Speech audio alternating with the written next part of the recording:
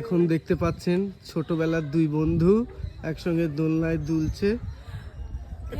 এরা ওই যাই হোক ঢেকিতে চড়ছে এখন। মানে ওই মেয়েটাকে যে দেখতে পাচ্ছেন লাল জামা পরা, সে এতই তার ওয়েট যে ও উঠে যাচ্ছে বারবার। কিন্তু যাই হোক, তাও আমার বন্ধুটা কষ্ট করে নিজেকে, ওই যে দেখো কে কাকে নামাতে পারে এই কম্পিটিশান চলছে। দেখো ওর ওয়েটে নামছেই না, তার মানে কত ওয়েট বানিয়েছে। পরিবেশ মোটামুটি সুন্দর। এটা নাকি টাকির রাজবাড়ি। এখানে একসময় প্রচুর